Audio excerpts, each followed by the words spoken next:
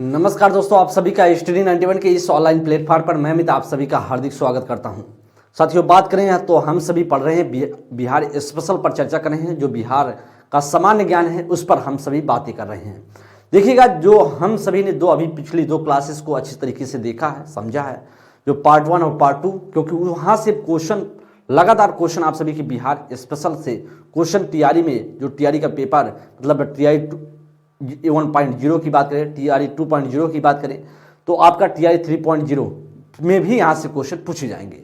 तो सभी साथी एक बार थोड़ा सा सेशन को शेयर करते हुए क्लास को लाइक कर देंगे। हर प्रश्न आप सभी के लिए बहुत महत्वपूर्ण और बहुत ही यूनिक प्रश्न रखे गए हैं। तो देखिएगा, जो यह प्रश्न है, चाहे आप पीआरटी से जुड़े हों तो पीआरटी में कम से कम 7 से 8 प्रश्न बिहार स्पेशल देखने को मिलेंगे। वहीं पर जूनियर और टीजीटी पीजीटी के जितने भी लोग हैं उनसे कम 3 से 4 प्रश्न देखने को मिलेंगे। तो सबसे पहला प्रश्न आप सभी की स्क्रीन पर, इस प्रश्न को देखने का प्रयास कीजिए। वैसे आपके सामने मैप लगा है और आगे बात करेंगे पहला प्रश्न स्क्रीन पर। इस प्रश्न को देखिएगा, इसमें से क्या राइट आंसर बन सकता है।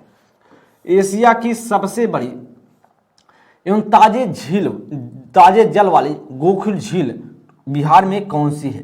बिहार में कौन सी है, ऐसा आपसे पूछ रहा है। अनुपम झील, कुशेश्वर झील, कांवड़ झील, उपरोक्त में से एक से अधिक, उपरोक्त में से कोई नहीं।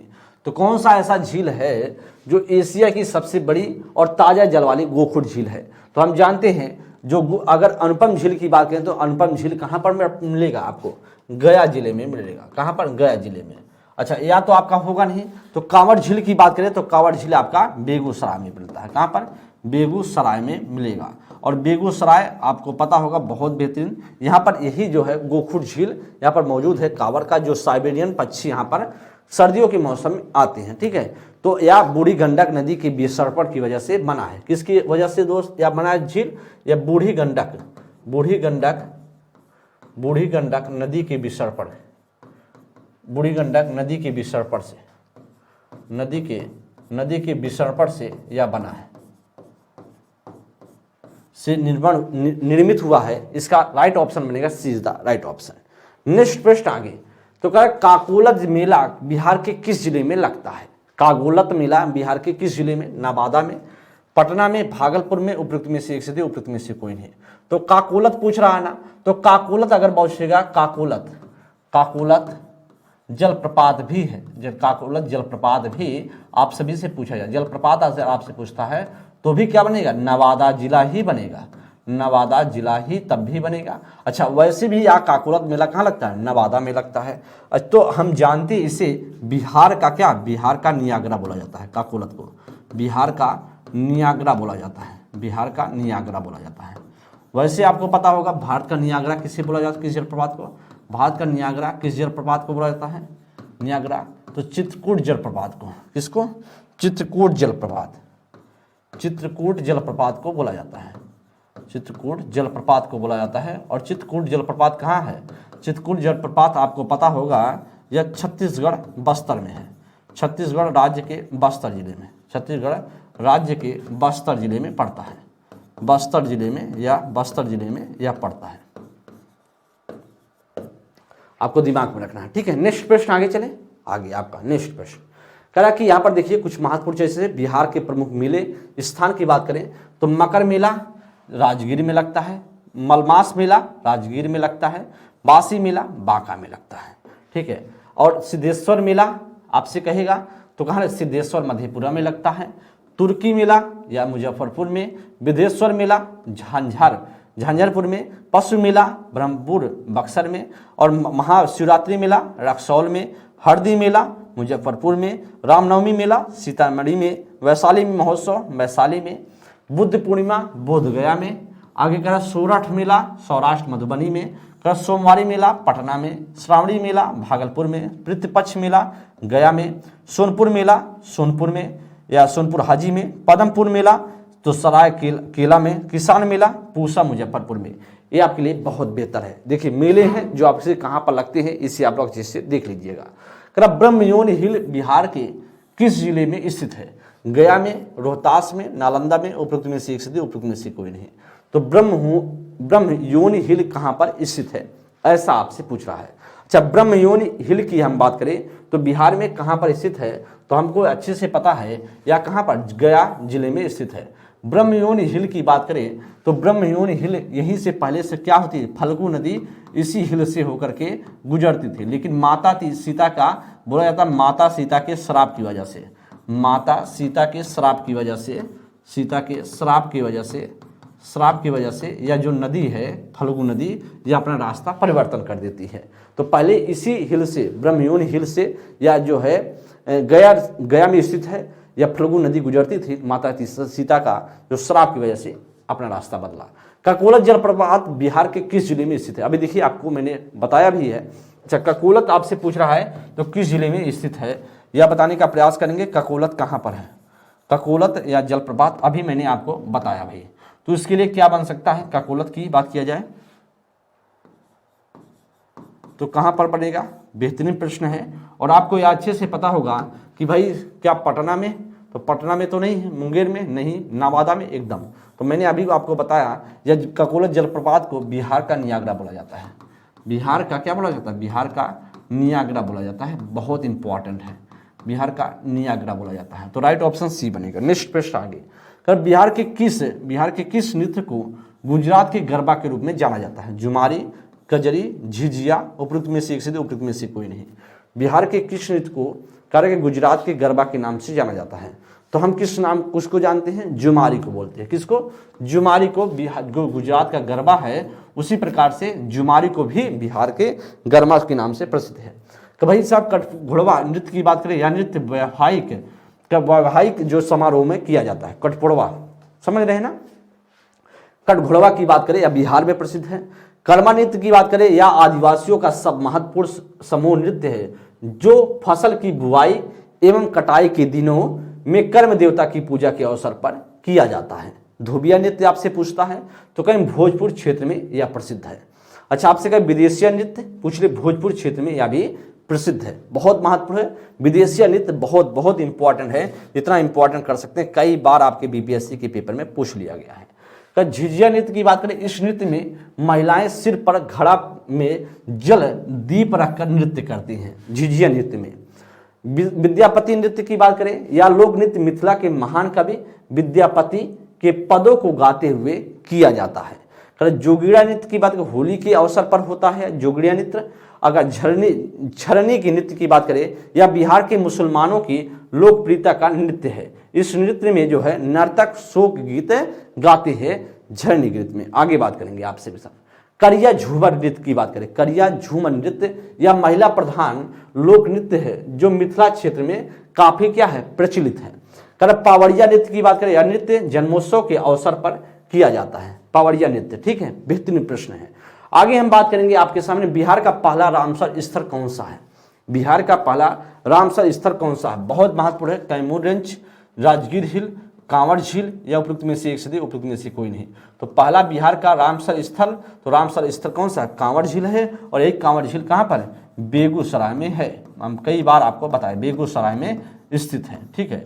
आगे हम चलते हैं। आगे नेक्स्ट प्रश्न, बिहार के किस जिले में सबसे अधिक नहर सिंचित क्षेत्र है? बिहार के किस जिले में सबसे अधिक जो है नहर सिंचित क्षेत्र है? पश्चिम चंपारण, औरंगाबाद, रोहतास, उपयुक्त में से एक से उपयुक्त में से कोई नहीं। तो मैंने आपको बताया कि भाई साहब जो पश्चिमी चंपारण है, पश्चिमी चंपारण में क्या है? वाल्मीकि राष्ट्रीय उद्यान, वाल्मीकि राष्ट्रीय उद्यान है। वाल्मीकि राष्ट्रीय उद्यान यहीं पर है, राष्ट्रीय उद्यान यहीं पर है। साथ ही बात करें बिहार का क्या है? बिहार का सर्वाधिक क्षेत्रफल वाला जिला है। सर्वाधिक क्षेत्रफल वाला जिला बोला जाता है।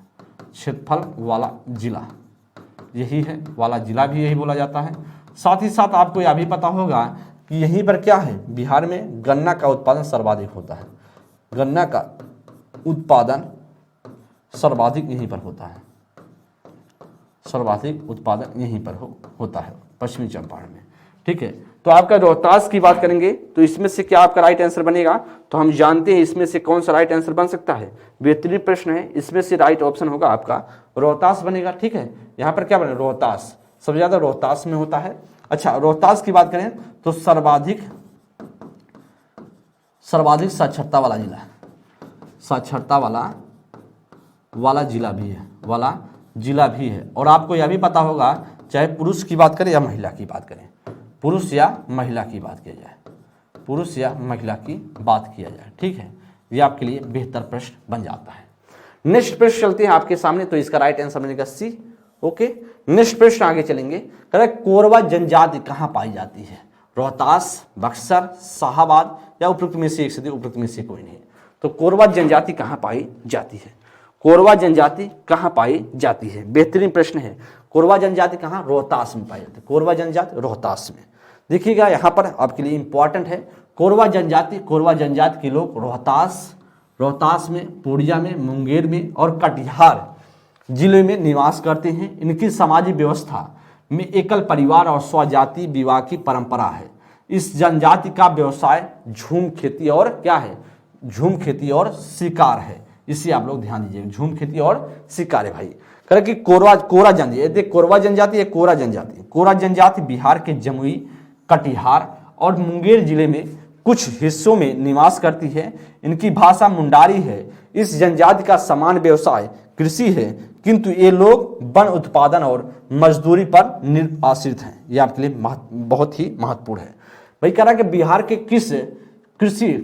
के किस कृषि जलवायु में सबसे अधिक जिले हैं? उत्तर पूर्वी में या उत्तर पश्चिम में या दक्षिण पूर्व में? उपरोक्त में से एक से, उपरोक्त में से कोई नहीं। क्या इसमें से राइट ऑप्शन बन सकता है? क्या इसमें से करेक्ट ऑप्शन बनाया जा सकता है? बिहार के किस कृषि जलवायु में सबसे अधिक जिले आते हैं? सबसे अधिक जिले किस में आते हैं? यह बहुत महत्वपूर्ण है आपके सामने। तो हम जानते हैं 39 की बात करें तो उत्तर पश्चिम वाले में किस में आते हैं? आपके आते हैं उत्तर पश्चिम वाले में आते हैं। उत्तर पश्चिम वाले इलाके में सबसे ज्यादा क्या आते हैं? सबसे ज्यादा आपके उत्तर पश्चिम वाले जिले जो कृषि जलवायु क्षेत्र में सबसे ज्यादा जिले आते हैं। कह बिहार में मछली उत्पादन करने वाला अग्रणी जिला कौन सा है? मछली उत्पादन करने वाला अग्रणी जिला आपसे पूछ रहा है, मतलब सबसे ज्यादा मछली उत्पादन किस जिले में होता है? देखिएगा, मधुबनी या पूर्वी चंपारण का, मधुबनी या दरभंगा, या फिर आपसे कह रहा है कि पूर्वी चंपारण और दरभंगा, उपयुक्त में से एक से, उपयुक्त में से कोई नहीं। तो किस जिले में सबसे ज्यादा मछली का उत्पादन किया जाता है? सबसे ज्यादा उत्पादन किस जिले में होता है? बिहार में। तो हम जानते हैं मधुबनी और दरभंगा में होता है। कहाँ भाई? मधुबनी और दरभंगा में। ऑप्शन संख्या 20 का राइट ऑप्शन बनेगा। नेक्स्ट प्रश्न आगे चलते हैं। जयप्रकाश नारायण किस नाम से पहचाने जाते हैं? लोकमान्य के नाम से, लोकनायक के नाम से, लोकनेता के नाम से, उपयुक्त में से एक से, उपयुक्त में से कोई नहीं। तो जयप्रकाश नारायण किस नाम से? लोकनायक के नाम से जाने जाते हैं। और एक कहां से? भारत छोड़ो आंदोलन से जुड़े थे। भारत छोड़ो आंदोलन से जुड़े हुए नेता थे। ठीक, आगे हम बात करेंगे कुछ महत्वपूर्ण चीजें हैं जो आपके बहुत बेहतरीन है, जो क्वेश्चन पूछे जा सकते हैं। इसमें समझिएगा, कारक बिहार की विभूतियों के उपनाम। जैसे आपको अभी आपके सामने था उपनाम, जैसे लोकनायक किसे बोला जाता है, तो आपने बताया कि जयप्रकाश नारायण को। उसी प्रकार से व्यक्ति हैं, उपनाम है। ठीक है, एक एक करके देखते हैं। डॉक्टर राजेंद्र प्रसाद की बात करें तो देश रत्न, अजात शत्रु, संत राष्ट्रपति के नाम से। जयप्रकाश नारायण को लोकनायक और जेपी के नाम से। विद्यापति की बात करें तो मैथिल कोकिल और महाकवि के नाम से प्रसिद्ध है, उपनाम से। डॉक्टर अंगुरास नारायण सिंह की बात करें, बिहार विभूति बड़े साहब के नाम से प्रसिद्ध हैं। वैद्यनाथ मिश्र यात्री की बात करें, बाबा और नागार्जुन के इनका उपनाम था। ठीक है, आगे हम बात करेंगे। आगे आप देखिएगा, करा कि नेक्स्ट है सत्यनारायण सिंह की बात करें तो छोटे साहब के नाम से उपनाम इनका था। जगजीवन राम की बात करें बाबू जी के नाम से। कुंवर सिंह की बात करें बाबू के नाम से, बाबू कुंवर सिंह, तो इनका उपनाम था। डॉक्टर श्री कृष्ण सिंह की बात करें बिहार केसरी के हिसाब से थे, मतलब इनका उपनाम था। रामधारी सिंह दिनकर राष्ट्रकवि के नाम से जो है उपनाम इसका प्रसिद्ध था। बिहार में गन्ना उत्पादन में अग्रणी जिला कौन सा है? बेहतरीन प्रश्न, अभी आपको मैंने बताया है। बिहार में गन्ना उत्पादन में सबसे अग्रणी जिला पश्चिमी चंपारण, सीतामढ़ी, गोपालगंज या उपयुक्त में से एक से, उपयुक्त में से कोई नहीं। तो गोपालगंज में है क्या है? सर्वाधिक लिंगानुपात वाला जिला है। सर्वाधिक लिंगानुपात वाला जिला है। लिंगानुपात वाला जिला है। सर्वाधिक लिंगानुपात वाला जिला कितना है? यहाँ पर 1021 है बिहार के सर्वाधिक। अच्छा, बिहार के परिप्रेक्ष्य में बात कर रहा हूँ। यहाँ पर ध्यान ये पश्चिमी चंपारण बिहार के परिप्रेक्ष्य में हो रहा है। ऐसा नहीं है कि आप भारत के परिप्रेक्ष्य में गिनती करने लगे, तो बिहार के परिप्रेक्ष्य में मैं कर रहा हूँ। ठीक है, यहाँ पर पश्चिमी चंपारण की बात करेंगे तो पश्चिमी चंपारण में आपका ए ऑप्शन बनेगा। गन्ना का सर्वाधिक उत्पादन आपका यही होता है पश्चिमी चंपारण में, ठीक है। ओके, अगर आपसे पूछे जूट का उत्पादन सर्वाधिक किस जिले में होता है, बिहार के किस जिले में होता है, बिहार के पूर्णिया जिले में होता है, पूर्णिया जिले में होता है। अगर पूछा जाए यहाँ पर पूछे कि आपसे चाय का उत्पादन बिहार में किस जिले में सर्वाधिक होता है, बिहार में अगर पूछेगा तो कहेंगे आपका किशनगंज में, किशनगंज में। सर्वाधिक आपसे वर्षा पूछा जाए, सर्वाधिक वर्षा कहाँ पर होता है, सर्वाधिक वर्षा, तो सर्वाधिक वर्षा कहेंगे आपका किशनगंज, किशनगंज। ये आपके लिए महत्वपूर्ण है, ठीक है। आपका राइट ऑप्शन होगा सीधा सा ए ऑप्शन। आगे चलें नेक्स्ट प्रश्न पर। ओके, नेक्स्ट प्रश्न की बात करते हैं। बिहार राज्य में गंगा के किनारे स्थित जिलों की संख्या कितनी है, 21, 17, 12, उपरोक्त में से एक से, उपरोक्त में से कोई नहीं। तो गंगा के किनारे स्थित कितने जिले हैं, तो हम जानते हैं बिहार में गंगा नदी के किनारे स्थित जिले कितने हैं, 12 जिले हैं। ऑप्शन संख्या सी बनेगा। कितना बनेगा, बी, सी ऑप्शन। देखिएगा, जैसे राज्य हो गया बक्सर हो गया, भोजपुर हो गया, सारण हो गया, पटना है, वैशाली है, समस्तीपुर है, बेगूसराय, मुंगेर है, खगड़िया है, कटिहार है, भागलपुर है, लखीसराय है, लखीसराय होगा। तो सबसे ज़्यादा किस जिले में प्रवेश, सबसे ज़्यादा किस जिले में गंगा नदी आपका प्रवाहित होती है, गंगा नदी सर्वाधिक पटना में कितना, 99 किलोमीटर, 99 किलोमीटर जो पटना में सर्वाधिक जो है गंगा नदी प्रवाहित होती है। ये आपके सामने है। यहाँ कोना क्या है, यहाँ पर बक्सर है, कहाँ पर है, यह बक्सर चौसा नामक स्थान है, चौसा नामक स्थान है, चौसा नामक स्थान है। इसे देख लीजिए, बक्सर चौसा नामक स्थान है। यह आपका यहाँ पड़ेगा सीधा सा लखीसराय, ठीक है। यहाँ पर बात करें आपका, यहाँ पर आपका भागलपुर से निकल जाता है, ठीक है। नेक्स्ट आगे बात करेंगे, आपके सामने है भारत के राज्यों में से जूट उत्पादन की दृष्टि से बिहार का स्थान क्या है, बिहार का स्थान क्या है, प्रथम है, द्वितीय है, तृतीय है, उपयुक्त में से एक से, उपयुक्त में से कोई नहीं। तो हम जानते हैं सर्वाधिक कहाँ पर होता है, सर्वाधिक जूट का उत्पादन, सर्वाधिक जूट का उत्पादन किस जिले में, सर्वाधिक जूट का उत्पादन, जूट का उत्पादन किस राज्य में, उत्पादन सर्वाधिक की बात करें, सर्वाधिक जूट का उत्पादन किस राज्य में, पश्चिम बंगाल में, हर पर पश्चिम बंगाल में। अच्छा, सर्वाधिक फर्स्ट नंबर पे होता है।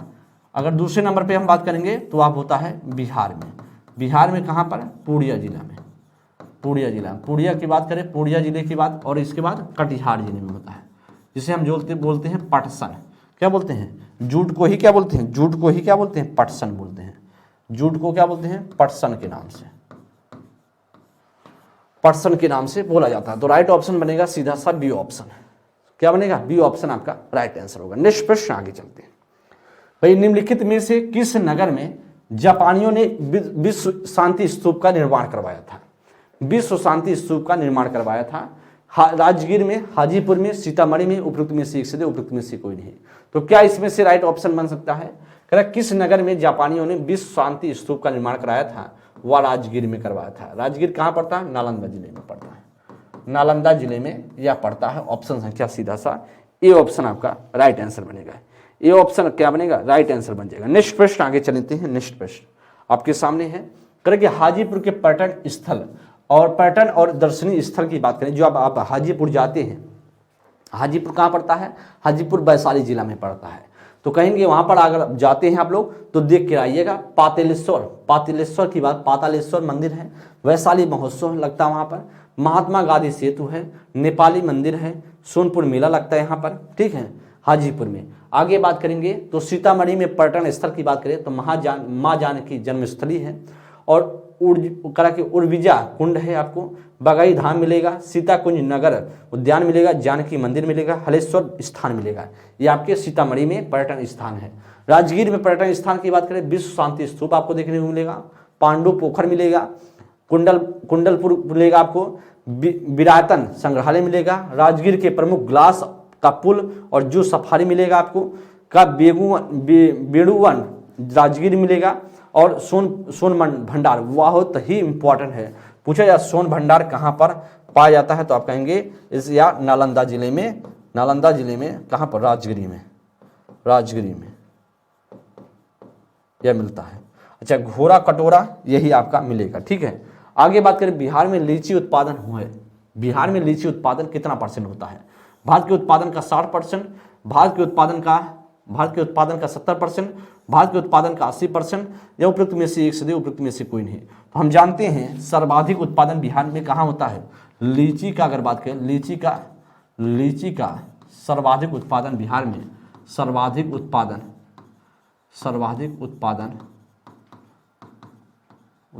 बिहार में कहाँ होता है, बिहार में अगर बात करेंगे वह मुजफ्फरपुर होता है। मुजफ्फरपुर में कितना परसेंट होता है, टोटल 70% यही होता है। पूरे भारत का बात करें, पूरे भारत का 70%, और 30% कहाँ होता है, 30% अगर हम बात करेंगे, 30% अगर बात किया जाए तो और अदर जगह पर होता है भारत के। तो सीधा सा आपका होगा आपका राइट ऑप्शन बी ऑप्शन इसका राइट आंसर बन जाएगा। नेक्स्ट प्रश्न आगे चलेंगे। पटना हाई कोर्ट की स्थापना कब हुई थी, पटना हाई कोर्ट की स्थापना कब हुई थी, ये बताएंगे पटना हाई कोर्ट की स्थापना कब हुई थी, पटना हाई कोर्ट की स्थापना कब हुई थी। बेहतरीन प्रश्न। 1916 ईस्वी, या फिर आपका बनेगा 1926 ईस्वी, 1970 ईस्वी, 1750 ईस्वी, उपयुक्त में से एक से उपयुक्त में से कोई नहीं। तो कब हुआ था पटना हाई कोर्ट का स्थापना, पटना हाई कोर्ट की स्थापना कब हुआ था, इसके लिए आप लोग जवाब देंगे। पटना हाई कोर्ट की बात करेंगे तो हम सभी जानते हैं 1916 ईस्वी में हुआ था। कब, 1916 ईस्वी। ए ऑप्शन आपका राइट आंसर बनेगा। नेक्स्ट प्रश्न आगे बात करें। भाई साहब का विश्वपद मंदिर का निर्माण गया के फल्गु नदी के किनारे किसने करवाया था, किसने करवाया था आपका यह विश्वपद मंदिर का निर्माण, रानी लक्ष्मीबाई, रानी अहिल्याबाई, माधव सौ पेशवा, उपयुक्त में से एक से उपयुक्त में से कोई नहीं। तो हम जानते हैं विश्वपद मंदिर का निर्माण किसने करवाया था, विश्वपद मंदिर का निर्माण आप जानते होंगे करवाया था वह रानी अहिल्याबाई ने करवाया था, अहिल्याबाई। और आपको यह भी पता होगा कि यह किस नदी के किनारे स्थित है मंदिर, या आपका फल्गु नदी के किनारे, फल्गु नदी। और यहीं पर आप जानते होंगे लोग जो गया जाते हैं नहाने के लिए, इसी फल्गु नदी में स्नान करते हैं और स्नान करके यही विश्वपद मंदिर में पूजा करते हैं और गया नहाकर आ जाते हैं। जैसे दादा वादा जाते हैं ना, दादा हैं और घर के जो बुजुर्ग हैं लोग जाते हैं गया नहाने के लिए, तो फल्गु नदी में नहाएंगे और इस विश्वपद मंदिर में पूजा करेंगे, फिर आएंगे कहेंगे। इसके बाद आप जानते होंगे गाँव में खाना वाना खिलाया जाता है कि भाई सबको पार्टी उर्टी दिया जाता है कि हाँ सब नहा धो के आए हैं, थोड़ा सा पूजा पाठ करके आए हैं तो पुण्य का काम किए हैं, तो गाँव में ऐसा काम प्रचलित है। तो आपका राइट आंसर होगा सीधा सा बी ऑप्शन इसका करेक्ट आंसर बनेगा, रानी अहिल्याबाई। नेक्स्ट प्रश्न आगे बात करें। बिहार के किस जिले में अफीम की खेती होती है, सारण में, मुंगेर में, गया में, उपयुक्त में से एक से उपयुक्त में से कोई नहीं। किस जिले में अफीम की खेती होती है बिहार के किस जिले में अफीम की खेती होती है, बिहार के किस जिले में अफीम की खेती, तो हम जानते हैं मुंगेर जिले में होती है। किस जिले में, मुंगेर के जिले में होती है, मुंगेर जिले में अफीम की खेती होती है। आगे क्या बिहार के पूर्वी भाग में किसकी खेती सबसे अधिक होती है, अफीम की, चाय की, पटसन की, उपयुक्त में से एक से उपयुक्त में से कोई नहीं। तो बिहार के किस सर्वाधिक की जाती है खेती, वह की जाती है पटसन की। किसकी, पटसन, जिसे हम बोलते हैं जूट। पूर्वी है, आपको पता होगा बिहार है, बिहार का या पूर्वी भाग की अगर बात करेंगे तो हम पूर्वी भाग की बात किया जाए तो आपका पश्चिमी चंपारण और आपका यहाँ पर किशनगंज,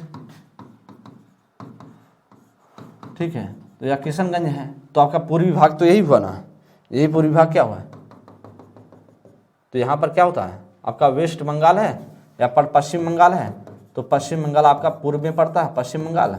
और यहाँ पर आपका क्या बनेगा, आपके यहाँ पर सबसे ज़्यादा जूट का उत्पादन यहीं पर तो हैं, यहीं पर सभी सारे के सारे जिले हैं। जैसे बात किया जाए कटिहार आपका पड़ेगा, कहाँ पर, कटिहार है, भागलपुर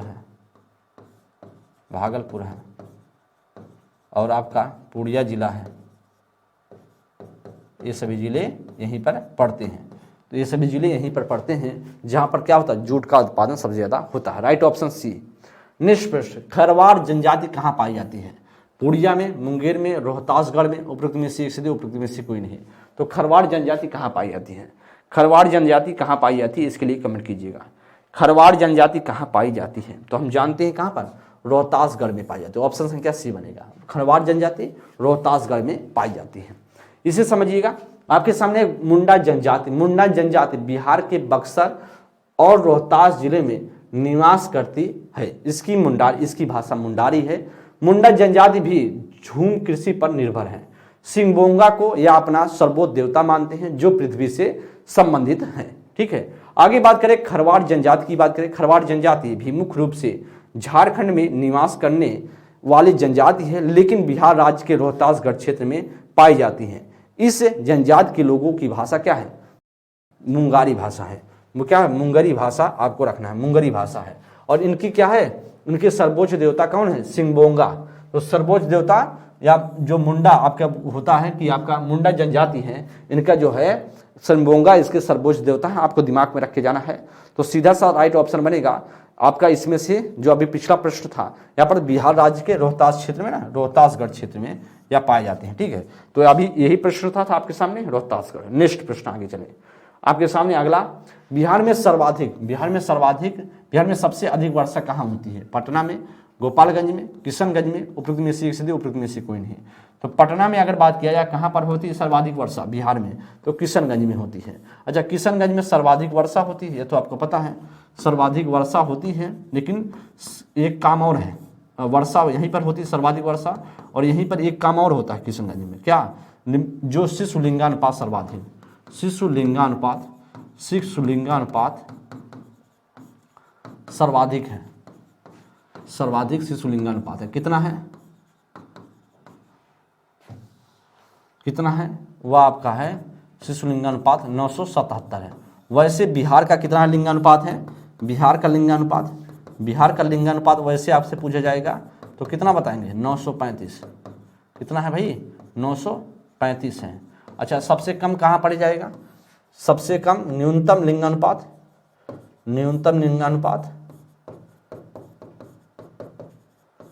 तो वैशाली जिले में, और कितना पड़ जाएगा? 904 पड़ जाएगा। ठीक है, ये आपको डेटा याद करके जाना है। गोपालगंज की बात करें, यहाँ पर क्या है? बिहार का सर्वाधिक लिंगानुपात वाला है, सर्वाधिक लिंगानुपात। अच्छा, सर्वाधिक लिंगानुपात यहाँ पर है। कितना है लिंगानुपात? 1021 है। तो सीधा सा आपका राइट ऑप्शन होगा सी ऑप्शन, तो या तो सही हो गया। नेक्स्ट आगे चलते हैं भाई। कर बिहार के जलवायु को किस नाम से नहीं जाना जाता है? के जलवायु को किस नाम से नहीं जाना जाता है? मानसूनी जलवायु, उष्ण आयी जलवायु, भूमध्य रेखीय जलवायु, उपरोक्त में से एक से दे, उपरोक्त में से कोई नहीं। तो किस नाम से नहीं जाना जाता बिहार की जलवायु को? तो हम जानते हैं वह होगा भूमध्य रेखीय जलवायु। क्या होगा? भूमध्य रेखीय जलवायु। ऑप्शन संख्या सी इसका राइट ऑप्शन बनेगा। निम्नलिखित में से किस नगर में सूर्य मंदिर विख्यात है? किस नगर में, बिहार के किस नगर में सूर्य मंदिर विख्यात है? देखिए, सूर्य मंदिर की बात करें तो बिहार के परिप्रेक्ष्य में पूछ रहा हूं, भारत के परिप्रेक्ष्य में नहीं पूछ रहा हूं। देव औरंगाबाद, मुजफ्फरपुर, मधुबनी, उपरोक्त में से एक से दे, उपरोक्त में से कोई नहीं। तो हम जानते हैं देव औरंगाबाद में है। तो जानते होंगे यह सूर्य मंदिर क्यों प्रसिद्ध है देव औरंगाबाद में? क्योंकि आपने सुना होगा जो छठ का पूजा होता है, तो छठ के पूजा से समय सूर्य देवता की पूजा की जाती है, तो लोग पूजा करने के लिए इसी देव मंदिर औरंगाबाद में जाते हैं। ठीक है, इसीलिए यहाँ पर सूर्य देवता पूजा की जाती है। मुजफ्फरपुर के कुछ पर्यटन स्थल की बात कर लेते हैं। जैसे यहाँ पर क्या होगा, मुजफ्फरपुर आप जाते हैं तो लीची के बाग आपको देखने को मिलेंगे, श्री राम मंदिर मिलेगा आपको, बाबा गरीबनाथ मंदिर मिलेगा, चतुर्भुज स्थान मंदिर मिलेगा, खुदीराम बोस मेमोरियल मिलेगा। ये आपके पटना में मिल जाए, यहाँ पर कहाँ पर? आपके मुजफ्फरपुर में मिलेंगे। अगर मधुबनी में अगर जाते हैं, मधुबनी अगर घूमने जाते हैं तो आपको जो दर्शनीय और पर्यटन स्थल मिलेंगे वह कपिलेश्वर पैलेस मिलेगा, एकादश रुद्र मंदिर मिलेगा, बूढ़ी माई मंदिर मिलेगा, उत्तेज भवानी मंदिर मिलेगा, शिलानाथ महादेव मंदिर मिलेगा, महाकाली मंदिर है, सौरभ सभा है, बाबा विद्येश्वर पैलेस मिलेगा, बनदेवी दुर्गा पैलेस मिलेगा, उगना महादेव मंदिर मिलेगा। ये आपके मधुबनी जिले में आपको देखने को मिलेंगे। बिहार राज्य का औसत वर्षा कितना है? बिहार राज्य की औसत वर्षा कितना है? 100 सेंटीमीटर से कम, 650 सेंटीमीटर से 150 सेंटीमीटर, 200 सेंटीमीटर से अधिक, 200 सेंटीमीटर से अधिक जी, 200 सेंटीमीटर से अधिक, और या फिर आपका कह रहा है कि आपसे उपयुक्त में से एक से अधिक या उपयुक्त में से कोई नहीं। तो क्या इसमें से राइट ऑप्शन बनेगा? इसमें से क्या राइट ऑप्शन बन सकता है? बेहतरीन प्रश्न है। औसत वर्षा कितना होता है बिहार में? तो औसत वर्षा हम जानते हैं सेंटीमीटर से अधिक वर्षा होती है, 200 सेंटीमीटर से अधिक वर्षा होता है, जो ऑप्शन संख्या इसका सी इज द राइट ऑप्शन। बेहतरीन प्रश्न है, आपको रट कर समझ कर जाना है, किसी प्रकार की गलतियां नहीं करना है। नेक्स्ट आगे चलते हैं, हम सभी बात करेंगे आप सभी के सामने अगला प्रश्न, जो अगला प्रश्न है बिहार के निम्न जिलों में किस जिले में ही पिडमोट स्वयं मिट्टी पाई जाती है? मधुबनी में, भागलपुर में, पश्चिमी चंपारण में, उपरोक्त में से एक से उपरोक्त में से कोई नहीं। तो कह रहा कि पिडमोट स्वयं मिट्टी पाई जाती है, किस जिले में पाई जाती है? तो हम जानते हैं कौन सा जिला है, वह जिला है पश्चिमी चंपारण। कौन सा जिला भाई? वह जिला है पश्चिमी चंपारण में पाई जाती है, ऑप्शन संख्या सी बनेगा। ठीक है, नेक्स्ट आगे चलते हैं, नेक्स्ट प्रश्न की बात किया जाए। भारत की जनगणना 2011 के अनुसार बिहार में महिला साक्षरता दर कितना है? महिला साक्षरता दर बिहार का कितना है? कह कि 61.80%, 71.25%, 51.50%, उपरोक्त में से एक से अधिक, उपरोक्त में से कोई नहीं। तो हम जानते हैं, देखिएगा इसमें से आपसे पूछा जा सकता है यह बिहार का क्या है? यह बिहार का साक्षरता दर है। बिहार का 2011 बिहार का साक्षरता दर कितना है? साक्षरता दर आपसे पूछा जाए तो कहेंगे, आपका सीधा कहेंगे 61.80% है। सर्वाधिक कहाँ है साक्षरता दर? सर्वाधिक साक्षरता दर अगर पुरुष के पूछे जाएगा, सर्वाधिक साक्षरता कहाँ पर? पुरुष का अगर पूछा जाता है, पुरुष का, तो पुरुष का पूछा जाता है तो आप कहेंगे रोहतास है। कहाँ पर? रोहतास है। अगर महिला पूछ लिया जाता है सर्वाधिक कहाँ पर है, महिला सर्वाधिक पूछेगा तो फिर रोहतास आप बताएंगे। अच्छा, रोहतास बताएंगे। अगर आपसे पूछा जाता है यहाँ पर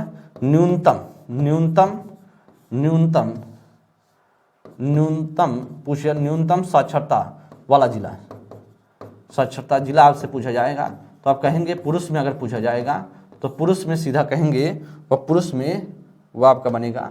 पुरुष में पूछता है तो आप कहेंगे पुरुष में, तो कहेंगे पूर्णिया मिलेगा। कहाँ पर? पूर्णिया जिला। अगर महिला में आपसे पूछ लेता है, महिला में आपसे पूछेगा तो आप कहेंगे भाई साहब वह मिलेगा सहरसा जिला बनेगा। ठीक है, यह आपको दिमाग में रखना है। अच्छा, यह पूछता है आपसे, कहेंगे यहाँ पर पुरुष, यहाँ पर होगा पुरुष साक्षरता दर या पुरुष साक्षरता दर बोला जाएगा। पुरुष साक्षरता दर बिहार का पुरुष साक्षरता दर कितना है? पुरुष साक्षरता दर आपसे पूछता है तो 71.25% है पुरुष साक्षरता दर। ठीक है, यह 55.50% या महिला साक्षरता दर है, महिला साक्षरता दर। ठीक है, ओके, कोई दिक्कत तो नहीं है ना? तो इसे आपको समझ जाना है। तो आपसे पूछ रहा बिहार में महिला साक्षरता दर कितना है, तो 51.50% होगा। ठीक है, नेक्स्ट प्रश्न आपके सामने, अगला प्रश्न स्क्रीन पर कह रहा है कि पुरानी जरूर मिट्टी का भंडार बिहार के निम्न में से किस क्षेत्र में पाई जाती है? कह रहा है कि पटना गया में, पूर्णिया दरभंगा में, पूर्णिया गया में, उपरोक्त में से एक से, उपरोक्त में से कोई नहीं। तो पुरानी जरूर मिट्टी का भंडार बिहार के किस क्षेत्र में पाई जाती हैं, ऐसा आपसे पूछ रहा है। तो किस जिले में? पटना और गया में पाई जाती है। कहां पर? पटना और गया में। ऑप्शन संख्या क्या बनेगा? A option. देखेंगे यहाँ पर मुजफ्फरपुर, देखिए बहुत महत्वपूर्ण है। मुजफ्फरपुर, दरभंगा तथा चंपारण जिले में कौन सी मिट्टी अधिकांशता पाई जाती है? काली मिट्टी, लाल मिट्टी, नवीन जरूर मिट्टी, उपरोक्त में से एक से, उपरोक्त में से कोई नहीं। तो कौन सा भाई कार्य आपसे पूछ रहा है? आपसे कह रहा है मुजफ्फरपुर, दरभंगा और चंपारण में। तो चंपारण पहले आपको चंपारण दो भागों में टूटा। दो भाग में कौन कौन से? पश्चिमी चंपारण में और पूर्वी चंपारण में। पहले क्या था? सिर्फ चंपारण थे, पूर्वी चंपारण, पश्चिमी चंपारण और पूर्वी चंपारण, दोनों एक ही चीजें हैं। या पूर्वी चंपारण दो आपके भागों में टूटा बाद में चंपारण जिला। तो अगर बात करें यहाँ पर, आपको इसका जिला मुख्यालय आपको पता होगा बेतिया है, और इसका क्या है? इसका मोतिहारी है। इसका मोतिहारी होगा, मोतिहारी आपको देखने को मिलेगा। तो सीधा सा क्या होगा इसमें से? नवीन जरूर मिट्टी बनेगा, ऑप्शन संख्या सी। भाई साहब कुछ महत्वपूर्ण है जो आपके क्षेत्र हैं और मिट्टी की बात कर लेते हैं, क्षेत्र और मिट्टी की बात कर लेते हैं। जैसे आपके सामने तराई मिट्टी की बात करेंगे तो यहाँ पर देखिएगा भौगोलिक रेत व कंकड़ युक्त भूरा और एवं हल्का पीला, ये आपके लक्षण है। चंपारण और किशनगंज में पाए जाएंगे। प्रमुख फसल कौन कौन सा होता है? धान है, पटसन है एवं गन्ना है। ठीक है, बड़ सुंदरी की बात करेंगे तो चूना व क्षार युक्त गहरा भूरा एवं सफेद या इसका कलर होगा। करा कि रासायनिक लक्षण पाए जाते हैं। करा कि सहरसा, चंपारण, पूर्णिया, मुजफ्फरपुर में आपको मिलेगा गन्ना, धान, गेहूं, मक्का, तंबाकू के उत्पादन के लिए। यहाँ पर खादर की बात करें, खादर चूना व क्षार की कमी होगा, चूना व क्षार की कमी। तो मुजफ्फरपुर मुंगेर में पाया जाएगा, जो जूट, गन्ना, गेहूं और धान के उत्पादन में होता है प्रमुख फसल।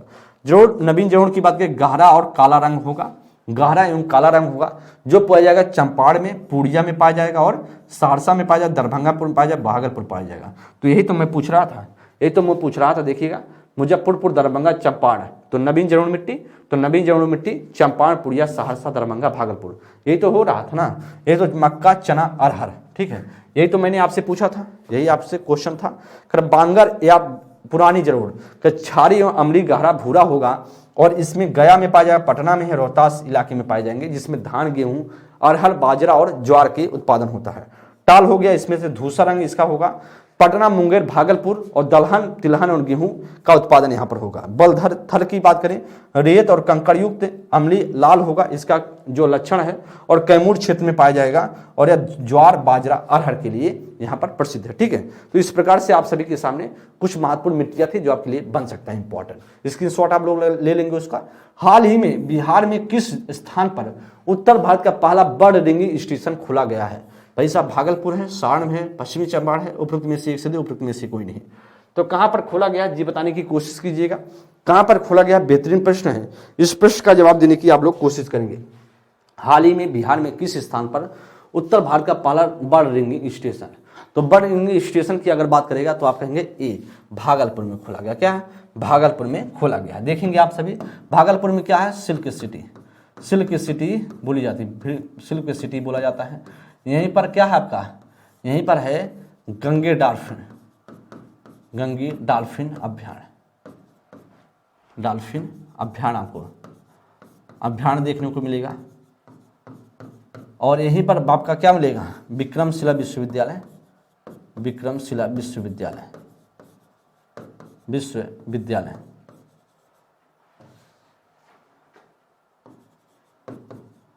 विक्रमशिला विश्वविद्यालय देखने को मिलेगा। विश्वविद्यालय किसके द्वारा बनवाया गया था? धर्मपाल के द्वारा, धर्मपाल के द्वारा बनवाया गया था। सारण की बात करेंगे तो सारण आपका यहाँ पर कोई मतलब नहीं। पश्चिमी चंपारण की बात करें तो पश्चिमी चंपारण में जो आपको देखने को मिलेगा कि वाल्मीकि राष्ट्रीय उद्यान, वाल्मीकि राष्ट्रीय उद्यान देखने को मिलेगा, वाल्मीकि राष्ट्रीय उद्यान। साथ ही साथ आपको यह भी बताया गया होगा कि यहाँ पर गन्ना का सर्वाधिक उत्पादन होता है, गन्ना का सर्वाधिक उत्पादन होता है, बिहार सर्वाधिक उत्पादन। बिहार की अगर परिपेक्ष से बात करेंगे, बिहार के परिपेक्ष से अगर बात करेंगे, और यह भी आपको दिमाग में रखना है कि भाई पश्चिमी चंपारण में और क्या होता है, पश्चिमी चंपारण में यहीं पर गंडक नदी जो है, गंडक नदी बिहार, गंडक नदी पश्चिमी चंपारण से एंट्री करती है, पश्चिमी चंपारण से क्या करती है? प्रवेश करती है, प्रवेश करती है, ठीक है।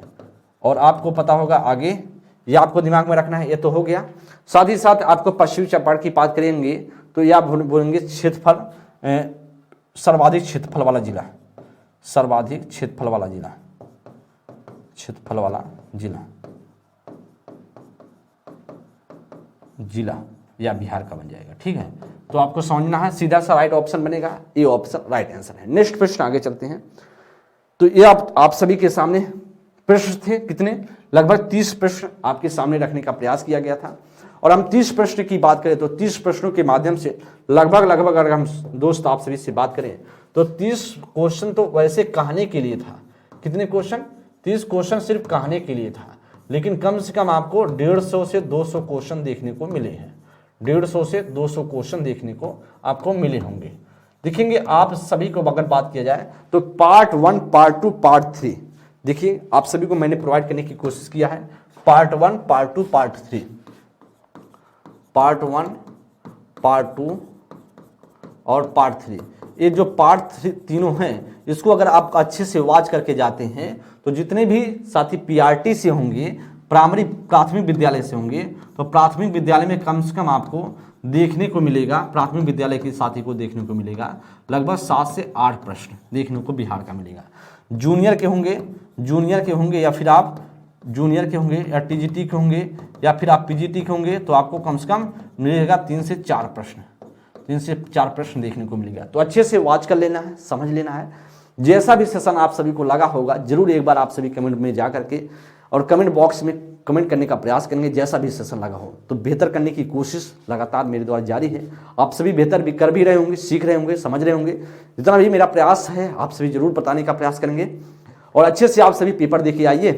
जो टीआरई का बात किया जाए, टीआरई 3.0 का 3.0 ना, तो आपका 15-16 तारीख को प्रस्तावित है कि 15 तारीख को प्राइमरी का और जूनियर का होगा और 16 तारीख की बात करें जिसमें टीजीटी का होगा। पीजीटी का भी अनाउंस नहीं हुआ है, वह जल्द ही अनाउंस कर दिया जाएगा। तो इससे आपके सामने था जिसे आपको अच्छे से पढ़ लेना है। तो सभी साथियों को तहे दिल से शुक्रिया। आपको जैसा भी सेशन लगा हो जरूर एक बार आप सभी बताने का प्रयास करेंगे।